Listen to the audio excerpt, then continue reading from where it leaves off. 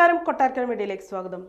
Data സംരക്ഷണ കരട് bill വ്യക്തിവിവരങ്ങൾ ചോർന്നാൽ 250 കോടി രൂപ വരെ പിഴ. IT കമ്പനികൾ, സാമൂഹിക മാധ്യമങ്ങൾ എന്നിവയ്ക്ക് വ്യക്തിവിവരങ്ങൾ കൈകാര്യം ചെയ്യുന്നതിൽ ഡാറ്റ സംരക്ഷണ ബിൽ വഴി നിയന്ത്രണങ്ങൾ ഏർപ്പെടുത്താൻ ഒരുങ്ങി കേന്ദ്ര സർക്കാർ. എന്നാൽ ഡിജിറ്റൽ ഡാറ്റകൾക്ക് മേൽ സർക്കാർ കൊണ്ടുവരുന്ന നിയന്ത്രണം മാധ്യമങ്ങളെ ബാധിക്കില്ലെന്ന് കേന്ദ്രമന്ത്രി അശ്വിനി വൈഷ്ണവ് വ്യക്തമാക്കി. രാജ്യത്തെ പൗരന്മാരുടെ വ്യക്തിവിവരങ്ങൾ ചോരുന്നതും ദുരുപയോഗം ചെയ്യുന്നതും തടയാൻ നിയമം വഴി കഴിയുമെന്നും അതിനാലാണ് ഡേറ്റ സംരക്ഷണ ബോർഡിന് രൂപം നൽകാൻ ബില്ലിൽ ശുപാർശ ചെയ്യുന്നതെന്നും മന്ത്രി പറഞ്ഞു. വ്യക്തിവിവരങ്ങൾക്ക് മുകളിലെ സർക്കാർ നിയന്ത്രണങ്ങൾ കടുപ്പിക്കുന്നതോടെ പൗരന്മാർ നിയമവിരുദ്ധമായ പ്രവർത്തനങ്ങളിൽ ഏർപ്പെടുന്നത് കുറയ്ക്കാനാകുമെന്നും ചൂഷണങ്ങളിൽ നിന്ന് ഒരു പരിധിവരെ സംരക്ഷിക്കാനാകുമെന്നും കേന്ദ്ര സർക്കാർ അവകാശപ്പെടുന്നു.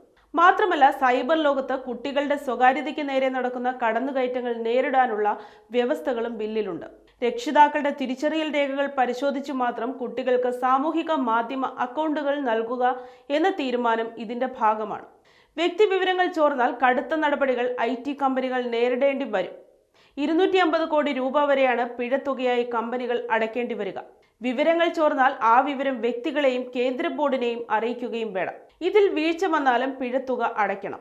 വ്യക്തിവിവര ചോർച്ചയുമായി ബന്ധപ്പെട്ട് IT സ്ഥാപനങ്ങൾക്കെതിരെ സ്വമേധയാ കേസെടുക്കാനും ഡേറ്റ പ്രൊട്ടക്ഷൻ ബോർഡിന് അവകാശമുണ്ട്.